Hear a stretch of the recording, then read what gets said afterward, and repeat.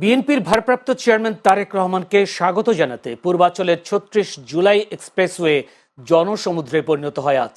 দলে দলে সমর্থকরা এসে যোগ দেন সংবর্ধনা অনুষ্ঠানে। তারেক রহমানের গণসংবর্ধনা উপলক্ষে গেল কয়েকদিন ধরে দেশের বিভিন্ন জেলা থেকে বাস, ট্রেন ও লঞ্চে করে লাখো মানুষ ঢাকায় আসেন। দেশের বিভিন্ন প্রান্ত থেকে আসা হাজার হাজার নেতাকর্মী রাতেই সমাবেশ স্থলে অবস্থান নেন। অনেকেই রাত কাটান খোলা আকাশের নিচে। বাংলাদেশের খুশির দিন আজকের সারাদিন, বাংলাদেশের খুশির দিন আজকের সারাদিন।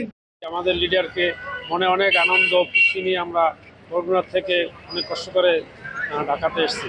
প্রান্ত থেকে দেখেন কত লোক ছুটে আসে একটা মতো দেখার জন্য, তারপর তৃপ্তি পাই তারা দেখায় আর সবাই দেখার তো বিধান করে দিয়েছে।